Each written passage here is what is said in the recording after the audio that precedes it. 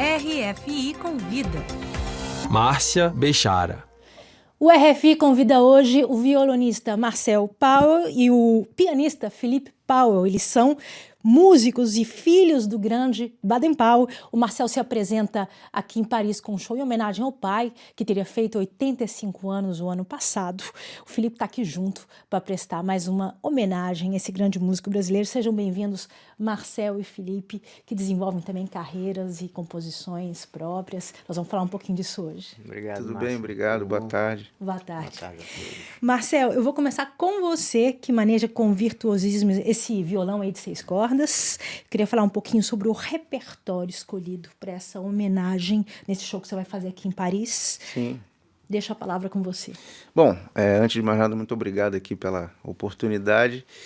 E esse repertório que eu vou apresentar amanhã, sexta-feira, né, lá no Sunside, ele é um repertório baseado nesse disco aqui, que é o meu disco Só Baden, que é um disco onde tem as leituras das músicas do meu pai com alguns convidados. Só Baden. Chama-se Só Baden. É um disco que eu gravei em 2016. Tem algumas participações especialíssimas, dentre elas Hamilton de Holanda, Gilson Peranzeta, Daniel Migliavaca, Vitor Biglione. Um repertório, enfim, só com releitura das músicas do meu pai, algumas muito conhecidas, outras um pouco menos, como Vento Vadio, Samba Novo, enfim, tem um pouco lado B aqui. Sim. Enfim, é o repertório que eu vou apresentar nesse show. Aproveita que você tá com a mão Sim. na massa. Mostra aí uma delas. Fazer violão vadio.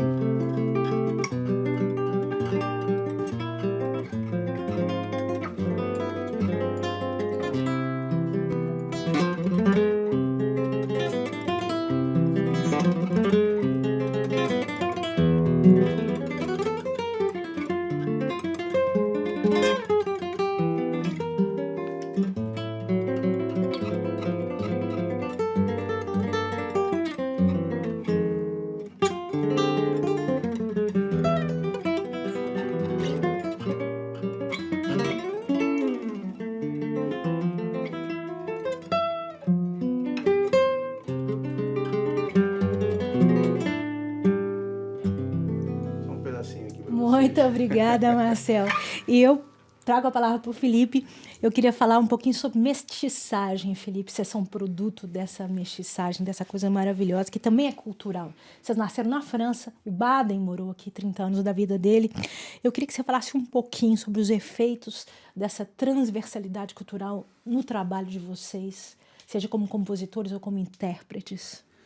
É um pouco paradoxal, né? No meu caso, eu tendo nascido na França e passei os 10 primeiros anos da minha vida aqui, não só na França, mas a gente morou 5 anos na Alemanha também. Então eu tive todo um processo inicial de socialização, de alfabetização e tomando contato com a cultura musical pelo âmbito europeu, né?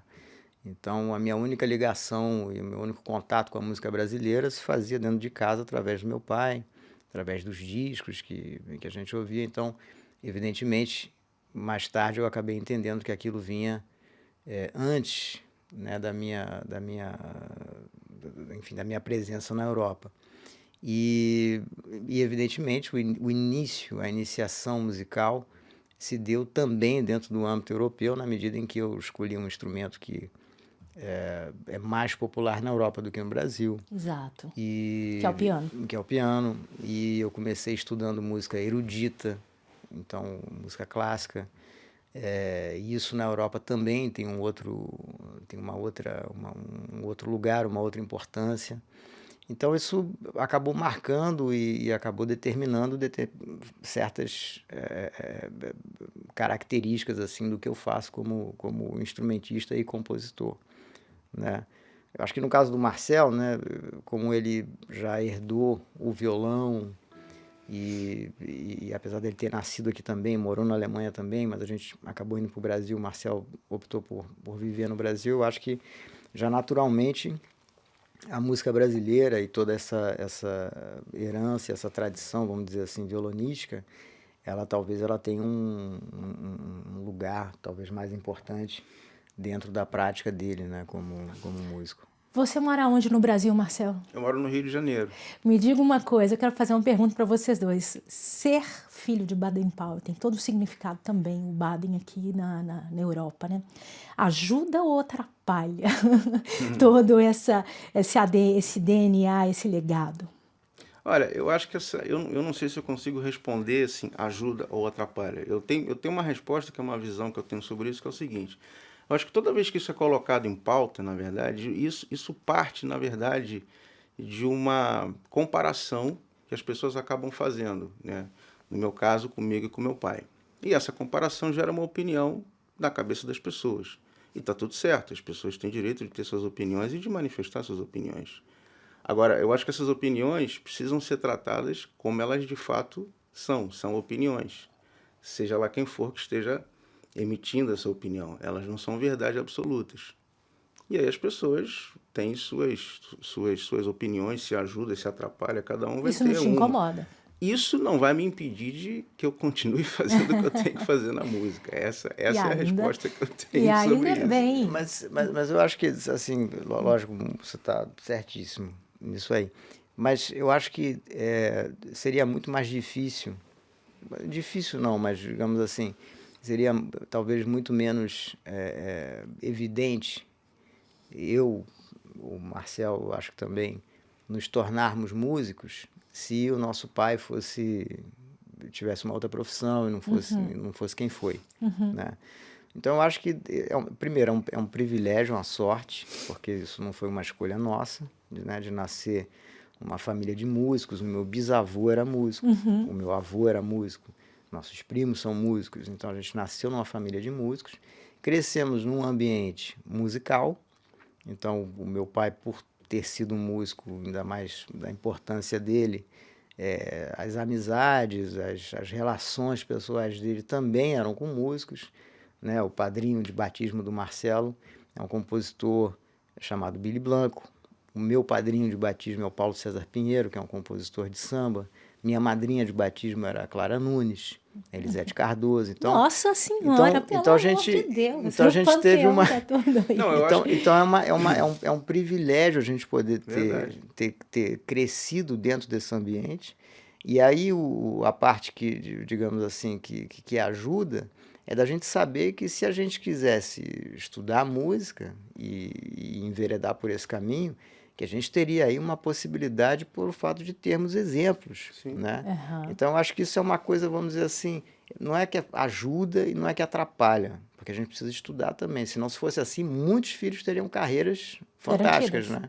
E não tem tanto filho assim fazendo carreira dos pais, né? Isso exige muito trabalho, muito empenho, muita dedicação, muita exigência, né? Primeiro da nossa parte também. Mas eu acho que é uma coisa assim, nascer filho de artista, naturalmente leva a gente a ter uma familiaridade com essa matéria e, eventualmente, a gente poder optar, eu quero ser músico, acho que vai dar certo, sim. Vamos aproveitar. Só fazendo um pequeno complemento no que você falou, que eu acho que você também está certíssimo, mas o que eu estava querendo dizer é o seguinte, vamos lá, você nascer e você ter um professor em casa e não precisar, digamos, gastar recursos para ter aula, ajuda. E eu poderia citar aqui várias coisas que do meu ponto de vista, só ajuda, como ele já comentou. Mas quando entra a palavra será que atrapalha, que a princípio não deveria existir isso, eu acho.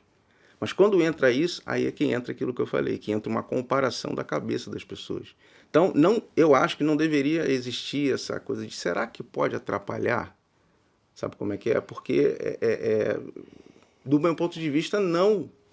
Completamente não, porque você, claro, as pessoas têm um interesse, sem precisar conhecer a gente de disco, assim, é filho do Baden? Então, já desperta aquele interesse do que se fosse algum músico que viesse de um lugar que, enfim, de lugar nenhum, que não tivesse... Eu acho que só atrapalharia se não tivesse uma convicção profunda, entendeu? Se a gente sentisse algum tipo de insegurança em relação a isso, por não ter talento, não ter, sabe, assim, não que a gente tenha mais talento do que ninguém. Talento é 10%, né? Eu falo talento nesse sentido. Depois você tem que ter 90% de trabalho. Suor, né? Exatamente.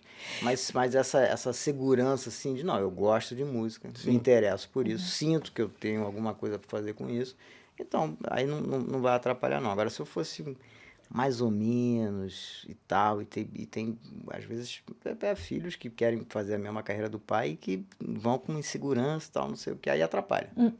Perfeito. Eu vou aproveitar que estão os dois aí, eu vou pedir para vocês fazerem juntos um sucesso que o povo brasileiro conhece muito, da duplinha Vinícius de Moraes e Baden Powell, Canto de Ossanha, Vamos lá. pedacinho, por favor.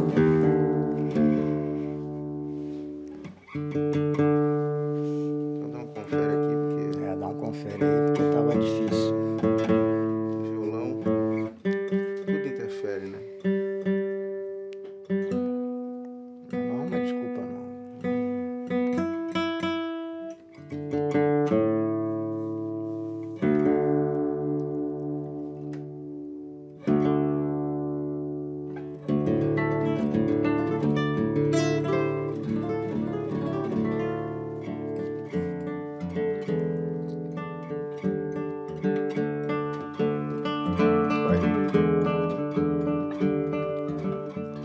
O homem que diz vou não vai, porque quando foi já não quis.